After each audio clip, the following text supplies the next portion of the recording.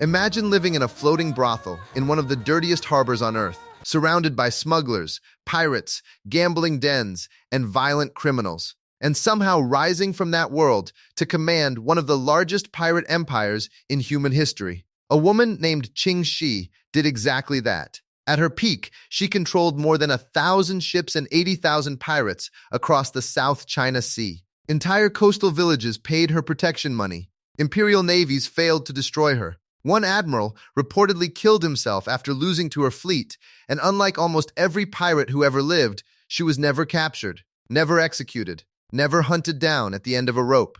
Instead, the governments trying to destroy her eventually gave up and came to the negotiating table. And by the end of this story, you will understand why the most powerful pirate in history voluntarily surrendered an empire she was still winning and walked away richer and freer than the emperors who spent years trying to destroy her. This is the story of Ching Shih, the former sex worker who became the most powerful pirate queen in history and forced entire empires to treat her as an equal. When most people imagine pirates, they picture chaos, drunken criminals fighting in tiny ships somewhere in the Caribbean. But the real history of piracy was often far more organized, far more political, and far more terrifying, especially in the South China Sea during the early 19th century. This was one of the busiest trade regions on Earth. Merchant ships carried silk, porcelain, tea, silver, and opium across crowded shipping lanes worth enormous fortunes. And scattered across those waters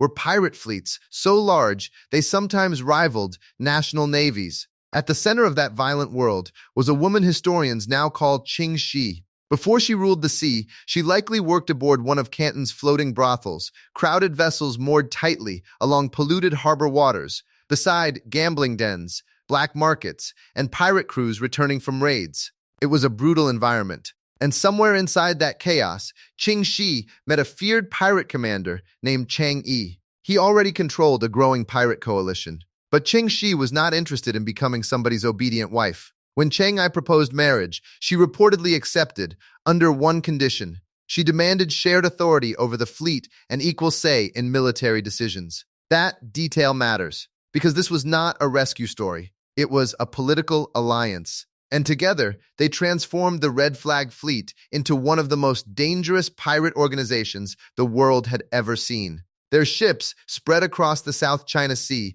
like a moving empire. Coastal villages paid protection money. Merchant ships surrendered cargo without firing a shot. Rival pirate groups were absorbed into the growing confederation.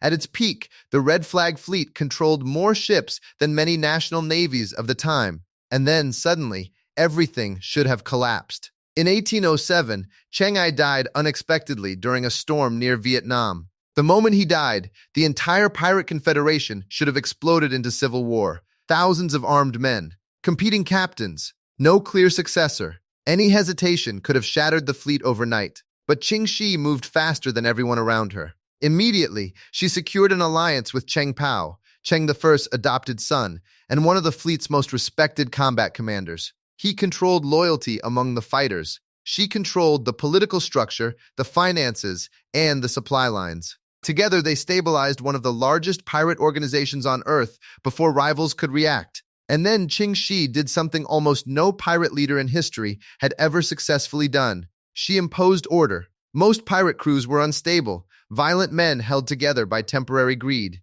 But Ching Shih understood something far more important. Fear alone cannot sustain an empire. Predictability can.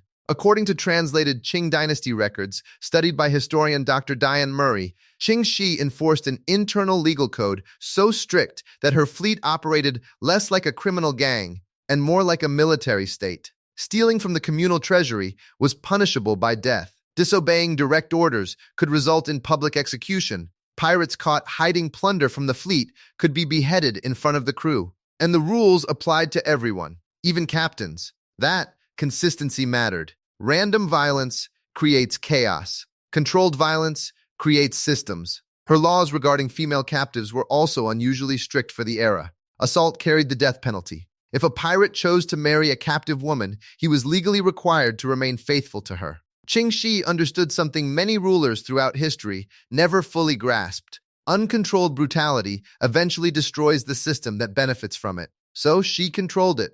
And under that discipline, the Red Flag Fleet became terrifyingly efficient. Convoys disappeared into the fog. Merchant crews paid tribute simply to avoid attack. Coastal communities quietly cooperated because the pirates had become more powerful than the local officials themselves. From a distance, witnesses described forests of red banners moving across the horizon. The Qing dynasty could no longer ignore the humiliation. Pirates were disrupting trade, taxing coastal villages, and effectively governing stretches of the southern coastline.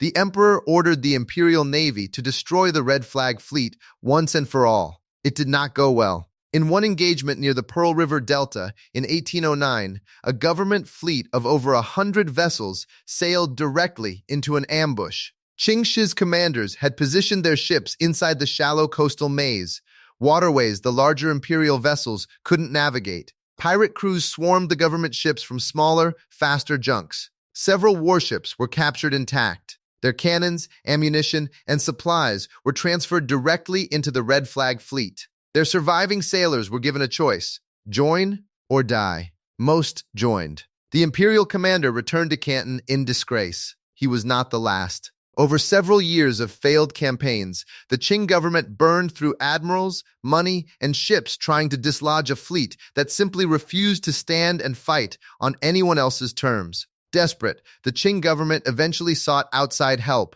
recruiting Portuguese naval forces operating near Macau into the anti-piracy effort. It made no difference. The Portuguese warships were built for open-water cannon battles. Ching Shih's fleet lived in shallow estuaries, river channels, and island chains where deep-hulled warships ran aground. Her network of coastal informants leaked military movements before fleets even left harbor. And every failed campaign sent more recruits flooding into her ranks. By 1810, something extraordinary had happened. The most powerful empire in Asia had thrown its full military force at one pirate fleet for years and lost. But here is where Ching Shih's story separates itself from every other tale of pirates and conquerors. Most powerful people, at the peak of their strength, make the same mistake. They confuse survival for invincibility. They keep pushing. They overreach. And that is how they collapse. Ching Shih did not make that mistake. She looked at the situation clearly. The Qing government was exhausted and humiliated.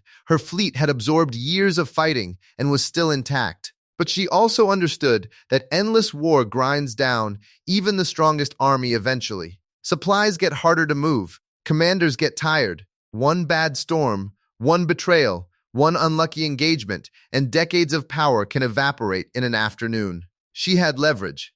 The question was whether she was smart enough to use it before it disappeared. She was. When the Qing government offered amnesty in 1810, she did not dismiss it out of pride. She walked into Canton to negotiate in person. Historical records describe her arriving not as a criminal surrendering to mercy, but as a commander dictating the terms of her own retirement. What she secured was extraordinary. Her pirates received full pardons. Most were allowed to keep their stolen wealth. Her commanders were absorbed directly into the Qing military with official ranks. Chang Pao was given command of a Qing naval unit, and Ching Shih herself retired with her fortune entirely intact. No execution, no prison, no dramatic last stand. She opened a gambling house in Canton, quietly re-entered the smuggling trade, and lived comfortably until her death in 1844, decades after the empire that once hunted her had moved on to other problems.